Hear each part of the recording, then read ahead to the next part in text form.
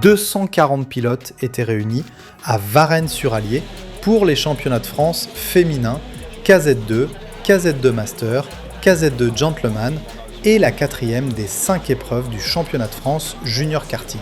Ce plateau record a généré des courses intenses sur le tracé auvergnat, récemment resurfacé. Le président de la FFSA, Pierre Rague, a assisté à son inauguration en présence d'élus locaux. Aloïs Girardet nous emmène à la découverte de la piste en KZ2. Donc je vous emmène avec moi sur le circuit de Varennes-sur-Allier à l'occasion du championnat de France. Donc on arrive ici sur une grande ligne droite qui va nous emmener sur un gros frein. On atteint presque les 150 km/h. On va redescendre en deuxième ici pour tirer tout droit vers le pif-paf qui se passe à fond. Une sortie limite presque sur le vibreur qui nous emmène sur le camping en deuxième. On ressort pour remettre la 6e tout au bout qui nous amène vers la grande parabolique à droite où on redescend la 5e. On remet la 6e tout de suite qui va nous emmener vers le pylône. Un gros frein pour remettre la 2e. Allez, on va direction le petit gauche qui passe très rapidement avec la résine. On remet la 2e encore une fois. Et cette fois, on va direction les derniers virages pour finir sur la grande ligne droite. Donc une grande parabolique à droite qui passe en 4e avec beaucoup de vitesse, beaucoup de grip. Et voilà, le tour est fini.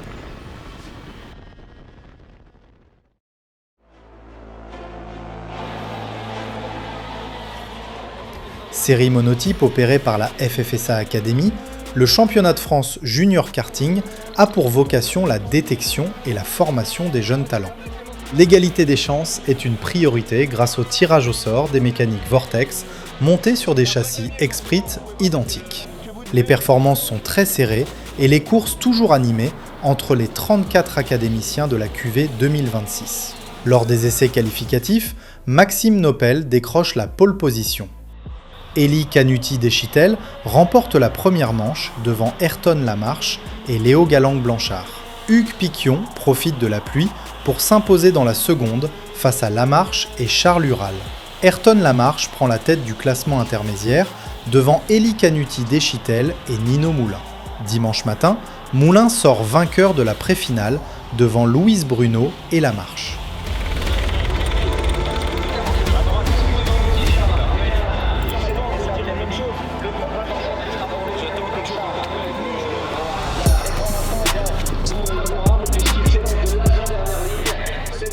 Nino Moulin mène la finale devant Ayrton Lamarche. Charles Ural se hisse en 3e position. Derrière, Mike Ménard et Saad de Rennes reviennent fort. Ménard s'empare de la 3e place en fin de course. À l'amorce du dernier tour, il prend même les commandes devant Lamarche, Moulin et Ural. De Rennes termine finalement 4e devant Ural, tandis que Ménard s'impose face à Lamarche et Moulin.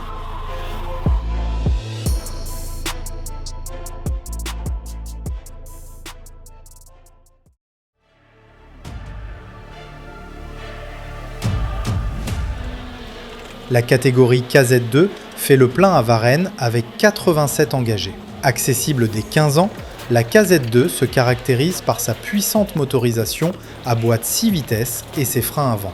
Équipée de pneus Lecomte spécifiques, elle offre des performances très élevées, non dénuées d'une certaine brutalité, ce qui en fait tout l'intérêt. Le champion en titre Théo Blin réalise la pole position lors des chronos. Le poleman Théo Blin remporte ses 4 manches et pointe en tête du classement intermédiaire samedi soir.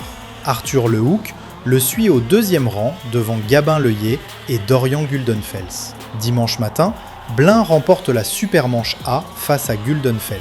Antoine Broggio s'impose devant Lehoucq lors de la Supermanche B. Enfin, Aloïs Girardet gagne la Supermanche C devant Leuillet.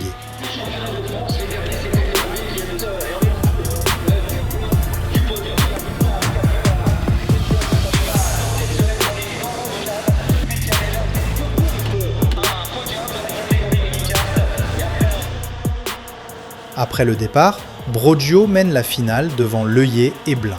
Lehoucq n'est pas dans le rythme. Blin se hisse rapidement au 2e rang et talonne le leader.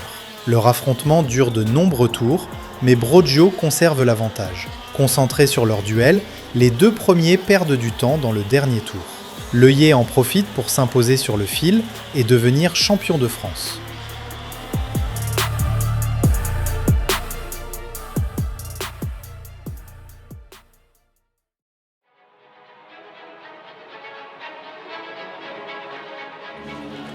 La KZ2 Master est désormais réservée aux pilotes de 33 ans et plus. Malgré un poids minimum supérieur de 5 kg à celui de la KZ2, la catégorie n'a rien à envier aux plus jeunes en termes de combativité. Nombre de ces pilotes possèdent en effet une grande expérience de la compétition et une motivation intacte. Nicolas Picaud signe la pole position 3 millième devant Nelson Bondier. Pierre Bourgeois est le plus rapide de l'autre groupe. Bondier termine en tête des manches qualificatives KZ2 Master, à égalité avec Paul David, suivi par Bourgeois et Sylvain Vallée. Picaud pointe au 5e rang. Celui-ci se rattrape en gagnant la Supermanche A après une pénalité reçue par Bondier. David confirme son statut de leader en remportant la Supermanche B devant Corentin Gut.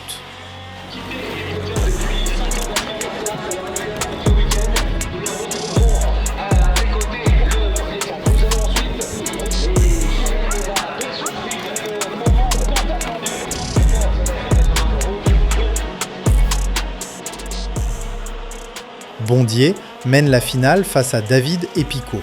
Ce dernier s'empare de la première place avant la mi-parcours et prend le large. Bondier renonce en fin de course. Picaud remporte la finale et le titre de champion de France KZ2 Master devant David et Bourgeois.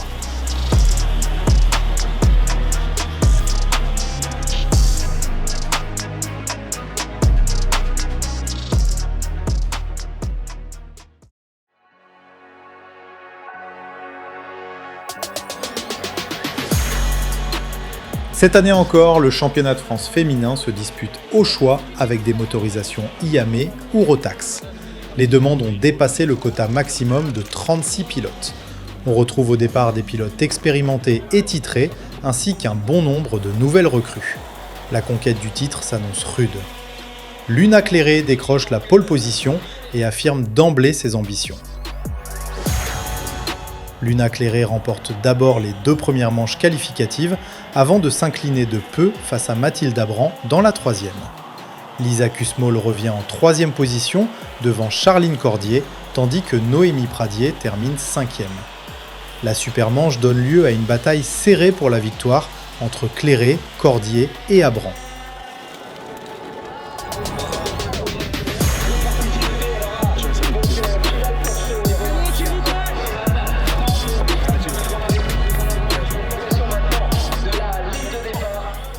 Luna Cléré doit malheureusement renoncer au 7e tour de la finale en raison d'une protection arrière défectueuse.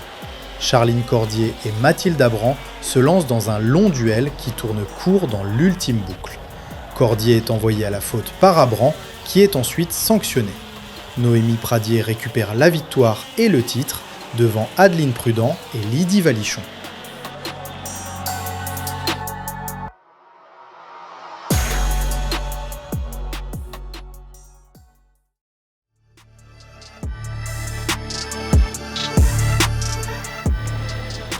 Dédiée aux pilotes de 45 ans et plus, la KZ2 Gentleman a attiré un beau plateau de 38 pilotes à Varennes. Le matériel utilisé est identique à celui de la KZ2 Master.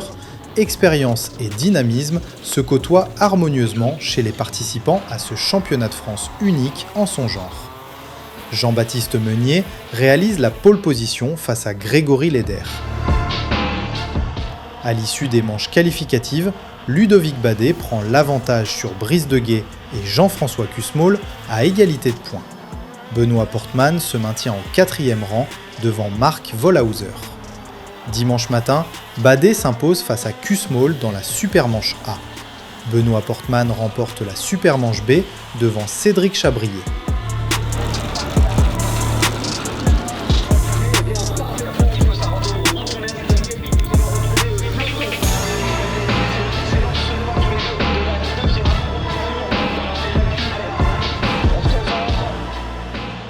Ludovic Badet devance Jean-François Kussmaul dès le départ de la finale.